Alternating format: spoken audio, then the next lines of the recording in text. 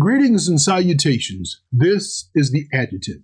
And today I want to talk to you about something that took most of my life to truly understand. The day I stopped abandoning myself. Now, when people hear that phrase, they often assume that this is going to be a story about marriage or divorce or relationships. But the truth is, those things are only part of the story, because this story is really about identity. It's about what happens when a person slowly gives away pieces of themselves over the course of a lifetime. It's about sacrifice. It's about responsibility. It's about carrying burdens. It's about trying to be a good man. And it's about finally realizing that somewhere along the way, you disappeared. I didn't wake up one morning and decide to abandon myself. Nobody does that.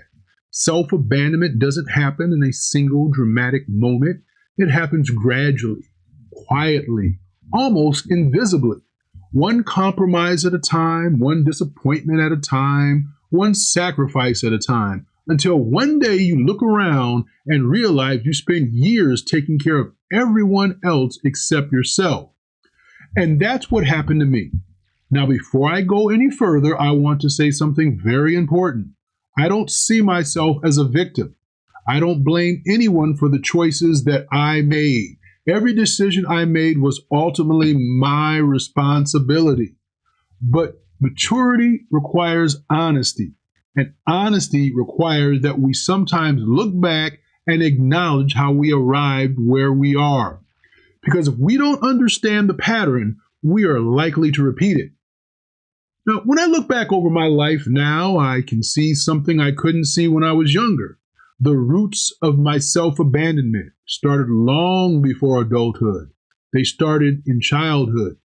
Now, many people who become chronic sacrificers were children who learned early that love felt conditional, not necessarily because someone explicitly told them that. Sometimes it happens through circumstances. Sometimes it happens, through neglect. Sometimes it happens through emotional distance. Sometimes it happens through instability. Now, whatever the source may be, the lessons become the same. You begin to believe your value comes from what you do rather than who you are. You begin to believe acceptance must be earned. You begin to believe your entire usefulness determines your worth. And when that belief takes root, it follows you into adulthood. And now it certainly followed me. As a young man, I became very good at carrying weight. Responsibility became familiar. Burden became familiar. Sacrifice became familiar. Those things felt normal to me. I became the person who endured, the person who figured things out, the person who survived. In many ways, those qualities served me well. They helped me navigate difficult circumstances. They helped me succeed in the military, as an example. They helped me endure law school. They helped me build a career, both legally in the legal profession and also with the government. They helped me become more disciplined. They helped me become resilient. But strength can become weakness when they are not balanced. And one of the things I've never learned early in life was how to care for myself with the same intensity that I cared for others. I knew how to solve other people's problems. I knew how to help other people. I knew how to encourage other people. I knew how to sacrifice for other people. But I did not know to the extent that same grace was able to be provided to myself. Now, have you ever noticed how easy it is to show compassion to someone else? A friend makes a mistake and you tell them to be patient with themselves. A family member struggles and you encourage them. Someone you love feels discouraged and you remind them of their strength. Yet, when it comes to ourselves, we often become our own harshest critic. I was very good at extending grace outward. I was much less skilled, however, at extending grace inward. Now, as I got older, another pattern emerged. The more responsible I became, the more people depended upon me. Now, on the surface, that sounds like a good thing. And in many ways, it actually was. Being dependable is a virtue. Being responsible is a virtue. Being reliable is a virtue. But there is a hidden danger that comes with always being the strong one. People eventually begin expecting your strength. They begin assuming you can handle it. They begin assuming you'll figure it out. And before long, you become the person everyone leans on. The problem is that very few people stop to ask who is supporting the person carrying everyone else.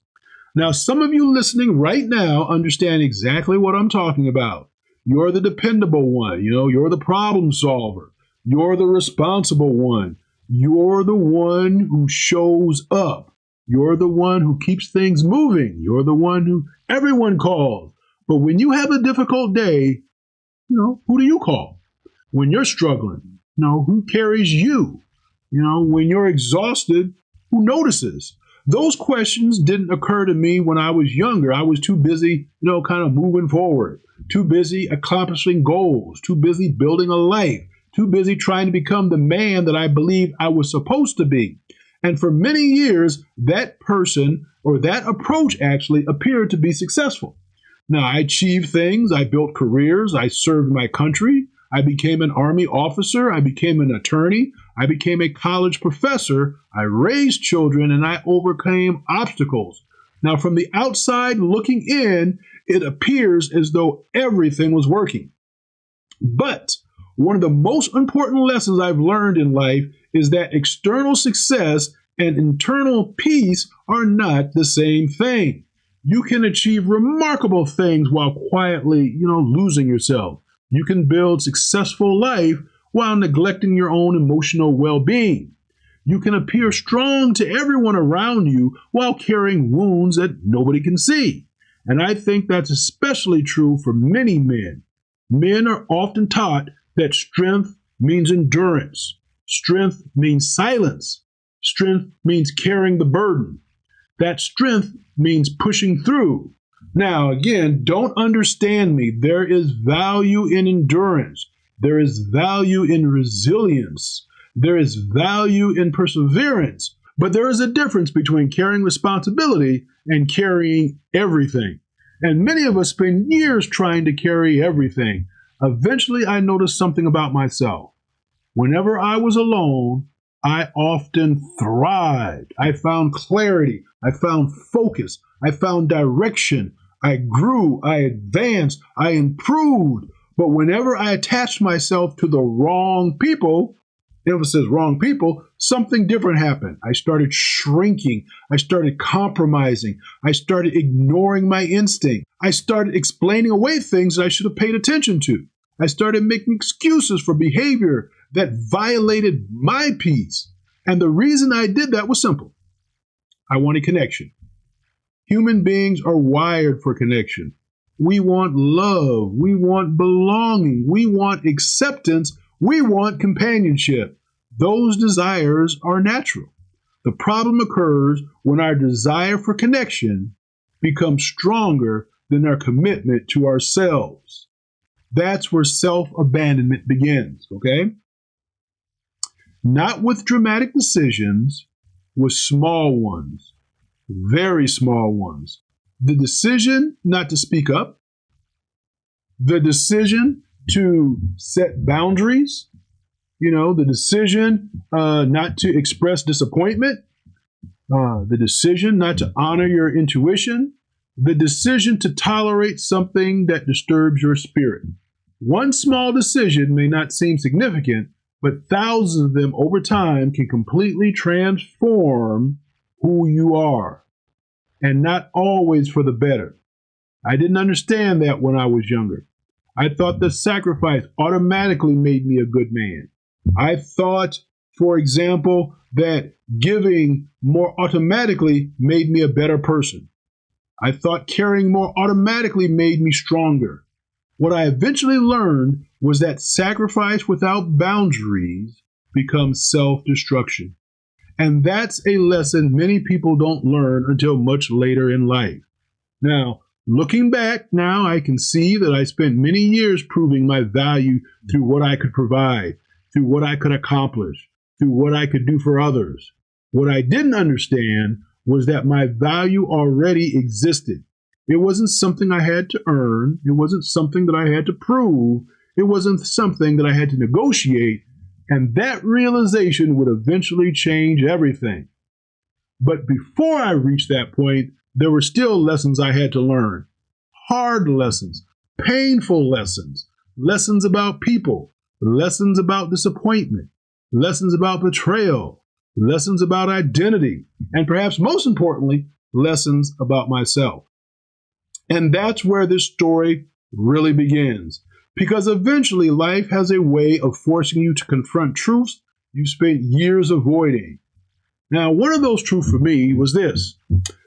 Just because you're willing to sacrifice for someone does not mean they're willing to sacrifice for you. Now, that's not bitterness, that's just reality. One of the mistakes many good-hearted people make is assuming other people operate the same values, systems that you do. If you're loyal, you assume loyalty matters to others. If you're honest, you assume honesty matters to others.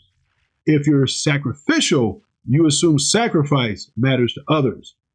But life eventually teaches you that not everyone is operating from the same playbook. Not everyone values what you value. Not everyone loves the way you love. Not everyone gives the way that you give. And not everyone is willing to carry the weight that you're willing to carry. That lesson took me a long time to learn. Over the years, I've invested enormous amounts of emotional energy into people. I invested time. I invested effort. I invested belief. I invested support. I invested resources. And if I'm being honest, there were many times when I thought that if I just gave enough, if I just helped enough, if I just sacrificed enough, things would eventually work out. Relationships would work out. Partnerships would work out. Friendships would work out. People would eventually appreciate the effort. But life doesn't always work that way. One of the hardest realities I had to accept was that some people will gladly receive your sacrifices without ever valuing the person making them. Think about that. Some people appreciate what you do, but they never truly appreciate you. And those are two very different things. When someone values what you provide, but doesn't value who you are, eventually you become a utility. You become a resource. You become a solution. You become a means to an end. And if you're not careful, you'll spend years trying to earn appreciation from people who only appreciate your usefulness. That realization was painful because nobody wants to believe they've been pouring themselves into situations that were never going to produce the outcome they hoped for. Nobody wants to believe they've been carrying burdens for people who never carry the same burden for them. But maturity requires truth, and truth isn't always comfortable. As I get older, I began noticing a pattern. Whenever difficulty arose, I was expected to adapt. I was expected to endure. I was expected to understand. I was expected to absorb the impact. And because I had spent so many years being strong, people naturally assumed that I could handle it. The problem was that eventually I became exhausted, emotionally exhausted, spiritually exhausted, mentally, not because I was weak, but because nobody was designed to continually pour from an empty cup. There comes a point where giving becomes depletion. There comes a point where helping becomes self-neglect. There comes a point where sacrifice becomes self-abandonment. And I reached that point, not in some dramatic moment, not in a single event, but through accumulation. Years of accumulation, years of disappointment, years of unmet expectation, years of carrying emotional weight, years of being the one who adjusted, years of being the one who forgave, years of being the one who understood, years of being the one who stayed, years of being the one who sacrificed. And then one day a question just entered my mind, a question that would change the trajectory of my life. Why am I sacrificing for people who would never sacrifice themselves for me? I remember sitting with that question. No, just really sitting with it, not dismissing it, not explaining it away, not rationalizing it, just allowing myself to honestly confront it. Why? Why was I doing that? Why was I repeatedly placing other people's need above my own well-being? Why was I protecting people who weren't protecting me? Why was I carrying people who weren't carrying me? Why was I giving away pieces of myself to maintain relationships that required me to become less of myself? Those questions were uncomfortable, but sometimes discomfort is the doorway to transformation. The more I reflected on those questions, the more I realized something very profound. I had confused love with self-sacrifice. I had confused kindness with self-erasure. I had confused patience with tolerance. I had confused commitment with self-neglect. And because I had confused those things, I spent years crossing boundaries I should never have crossed. Not because someone forced me to, because I allowed it. That's an important distinction. One of the signs of emotional maturity is accepting responsibility for your participation in unhealthy patterns. It's easy to blame other people. It's harder to examine the role we played ourselves. I had to acknowledge that I was often volunteering for roles nobody asked me to take on. I was volunteering to carrying burdens, volunteering to rescue, volunteering to fix, volunteering to save, volunteering to overextend, volunteering to sacrifice. And while my intentions were often good, the outcome wasn't. Because every time I ignored my own needs, I was sending myself a message. Every time I tolerated what violated my peace, I was sending myself a message. Every time I chose everyone else over myself, I was sending myself a message. And that message was simple. Everyone matters more than you do. Now, I want you to think about that for a moment, because many people never consciously say those words, but they live them. They live them as if everyone matters more. Everyone else's happiness matters more. Everyone else's comfort matters more. Everyone else's opinions matter more. Everyone else's needs matter more. And when you live that way long enough, you begin disappearing from your own life. You stop asking what you want. You stop asking what you need. You stop asking what brings you peace. You stop asking what brings you joy. You stop asking what honors your spirit. You become so focused on everyone else that you lose sight of yourself. That was the place I eventually found myself. And the truth is, it was one of the most painful realizations of my life. Not because other people disappointed me. People are imperfect. Disappointment is part of life. The painful realization was discovering how often I had abandoned myself. How often I had ignored my own intuition. How often I ignored warning signs.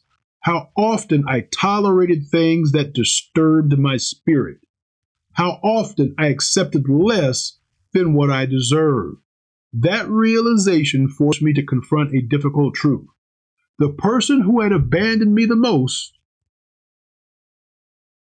was me. Now, that's not easy to admit, but it was true. And as strange as it sounds, that realization was actually liberating. Because if I was part of the problem, then I could become part of the solution. If my choices contributed to my suffering, then different choices could contribute to my healing. Now, for the first time, I stopped focusing on who hurt me. I stopped focusing on who disappointed me. I stopped focusing on who failed me. And I started focusing on the relationship I had with myself. Because at the end of the day, that's the one relationship that follows you everywhere. And the more I examined that relationship, the more I realized it needed healing.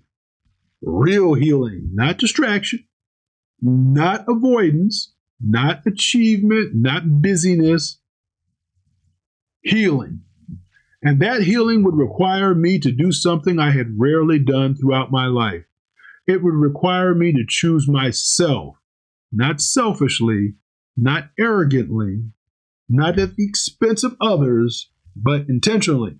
And that decision will become one of the most important decisions I ever made because it marked the beginning of the day I stopped abandoning myself. Now, when I say I began choosing myself, I want to be very clear about what I meant. I did not mean selfishness. I did not mean narcissism. I did not mean becoming cold. I did not mean refusing to help others. I do not mean living only for yourself. That's not what I'm talking about, folks. What I'm talking about is learning that your life has value too. Your peace has value. Your spirit has value. Your dreams have value. Your emotional health has value. And for many people, that's actually a difficult lesson to learn, especially if you spent most of your life taking care of everyone else. Because when you're accustomed to putting everyone first, choosing yourself can initially feel uncomfortable. It can even feel wrong. You start setting boundaries and people accuse you of changing. You start protecting your peace and people accuse you of becoming distant. You stop tolerating unhealthy behavior and people accuse you of becoming difficult. But what I've learned is that healthy people often disappoint unhealthy expectations. Let me say that again, folks. Healthy people often disappoint unhealthy expectations. The version of you that continually sacrifices yourself is convenient for certain people. The version of you that never says no is convenient for certain people. The version of you that never sets boundaries is convenient for certain people. The version of you that always gives more than you receive is convenient for certain people. But eventually you have to ask yourself a question. Am I living my life to honor my spirit? Or am I living my life to manage other people's expectation? That question changed everything for me. Because for much of my life, I had become very skilled at managing expectations, very skilled at adapting, very skilled at adjusting, very skilled at accommodating.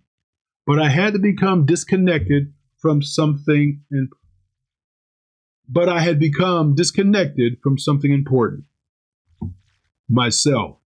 And once I realized that reality, I started a process of rediscovery, not reinvention, rediscovery. Because the person I needed to become wasn't someone new. The person I needed to become was the person I was before I started abandoning myself. The person I was before fear entered the equation, before approval entered the equation, before people pleasing entered the equation, before self-doubt entered the equation. That journey required honesty. It required me to sit quietly with myself, to examine my life, to examine my choices and patterns, to examine the stories I had been telling myself for decades. One of those stories was that my value came from what I could do for other people. But that story wasn't true. My value existed before I ever accomplished anything. My value existed before I ever became an officer, before I ever became an attorney, before I ever became a college professor, before I achieved success, before I earned titles, before I accumulated accomplishments. The Most High, Yahweh, had already established my value. I simply hadn't fully accepted it. And that's one of the greatest traps many people fall into. They spend their entire lives trying to earn what has already been given to them. They spend years chasing validation, years of chasing approval, years of chasing acceptance, years of chasing significance, not realizing they already possess intrinsic value simply because they were created by the Most High, Yahweh.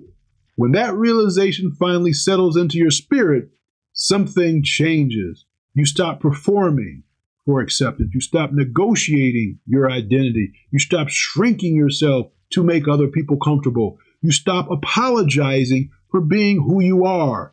And instead, you begin living authentically, not perfectly, but authentically. Now, let me tell you something else I learned. Healing is not a destination. Healing is a process. There wasn't a morning when I woke up and suddenly had everything figured out. There wasn't a magical moment where every wound just disappeared. Healing happened gradually, one boundary at a time, one lesson at a time, one realization at a time, one act of self-respect at a time. And over time, those small changes began producing larger transformations. I became more selective about who had access to my energy, more selective about who had access to my peace, more selective about who had access to my time, not because I became judgmental, because I became intentional.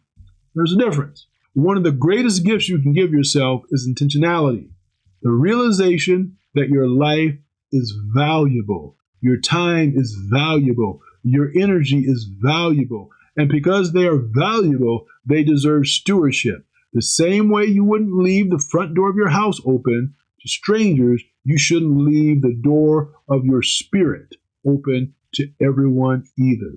Not everyone deserves unrestricted access to your peace.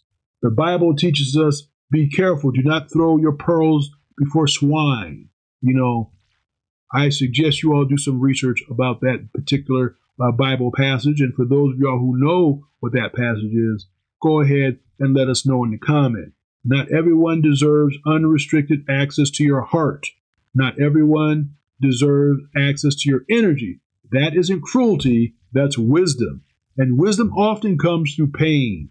Many of the lessons I understand today came at a cost, a significant cost. Some lessons cost me years. Some lessons cost me peace. Some lessons cost me disappointment. Some lessons cost me heartbreak. But every lesson ultimately brought me closer to myself, closer to the Most High, Yahweh, closer to the person that the Most High, Yahweh, intended me to become. And that's what gives those lessons meaning. Because suffering without growth is tragedy. But suffering that produces wisdom becomes part of your purpose. Now, looking back now, I can honestly say that some of the most difficult seasons of my life produced some of the most important lessons. The seasons when I felt abandoned taught me self-reliance. The season where I felt betrayed taught me discernment. The season when I felt disappointed taught me perspective. The season when I felt alone taught me that I was never truly alone, because through all of it, the Most High, Yahweh, was there with me.